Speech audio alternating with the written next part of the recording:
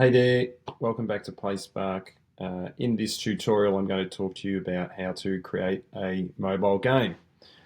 So, starting off, there's two ways that you can start creating a game. One is by going to your dashboard and clicking on Create Game button. The other one is you can go into the marketplace, look at all the templates in the library, and then select the one you wish to create by clicking Create Tournament. For this instance, we're going to go to the dashboard and create game, and we're going to select the game that we want to create. So for instance, let's just click create now on tap and fly. So this is an example of a game like Flappy Bird, which you've probably come across before. Creating a game is very simple in PlaySpark. So it's a 5-step process where you update all the design elements of the game. Then you go to game setup to create and add all the game items within your game. Then marketing allows you to create all your marketing elements like video or surveys if you wish. And then you can add rewards into the game. And then finally, there's some advanced features that you can toggle on or off to modify your game. So first of all, in your design here, you've got naming, colors, music, fonts, buttons, modals, and text that can be all changed. I won't go through everyone individually, but the first one you can just go through and select your name, description, which is for internal use, so you can understand exactly what that game is. You can create a start and an end date if you wish, or toggle it off to not have it. You can upload your own background image, so simply just click upload, drag and drop your image into the game, and off you go. And then you've got a game icon here, which is much the same, which will display the game icon within your library. Then you've got some colors here, so you can set certain colors for certain things that will appear in the game, particularly your heading and your body text color that will show on certain modals. You can select your home screen music, which will load when the game first loads before the game actually loads.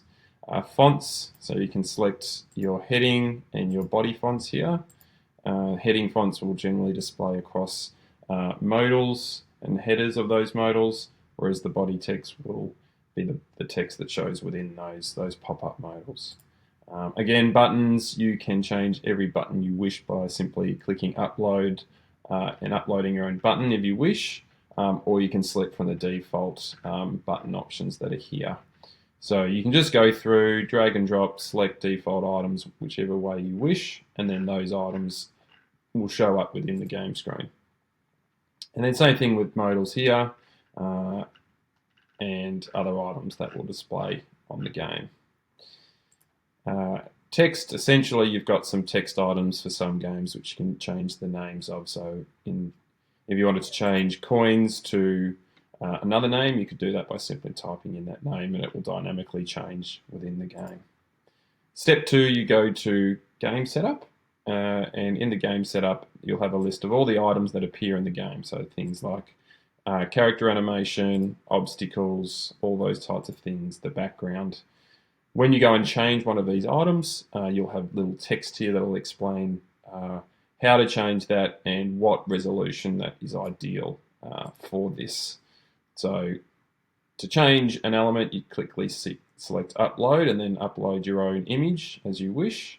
Or you can select from the existing images that are in this database. And all you do is simply go through each item and do that across the board until you're happy with your game. Marketing, there's a few options here. So you can add things like capturing email addresses once people have played a game. You can add sharing of a game that will appear at the end of the game for people to share and create some virality. You can add follow your social account. These are all rewarded actions, so every time someone does it, they get rewarded inside the game for doing it. You can add videos, multiple videos within here. So you can just select your video file, upload that. You can have a call to action if you wish, which will show across the video as it's playing. And here you can drag this toggle along to how long that video should be watched until the reward is received by the user. So the way this will work, someone will play a game, they'll go to revive and get their score back, they'll watch this video, and then it'll unlock that ability to go back to that game again. Same thing with the survey. You can plug the logo for the survey or an image, and then you can just go through and add survey questions and answers to those as a multiple choice survey. Then you've got rewards. You don't need rewards in your game, but if you want to, you can do that.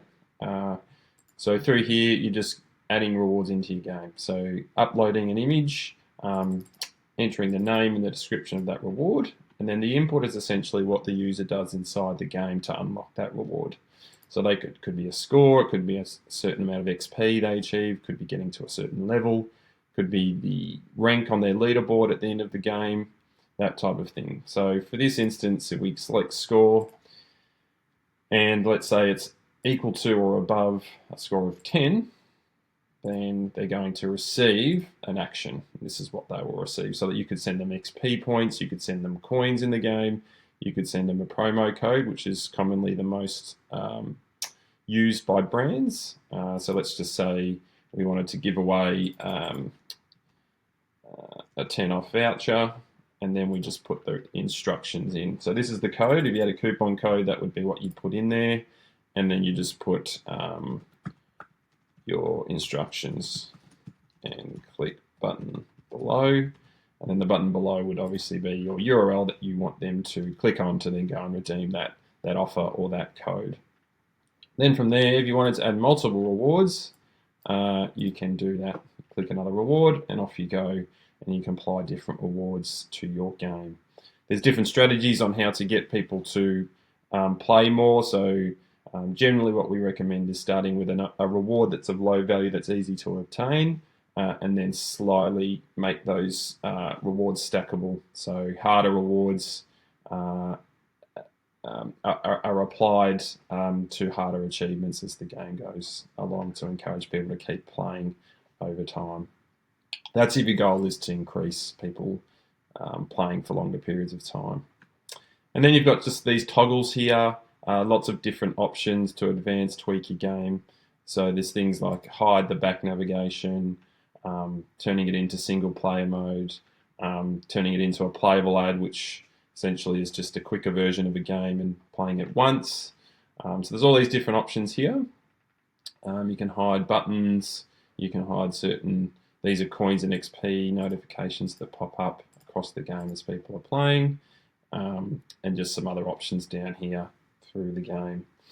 So we won't go into those too much detail, but that will give you an idea of the advanced functionalities to what you can do with that game.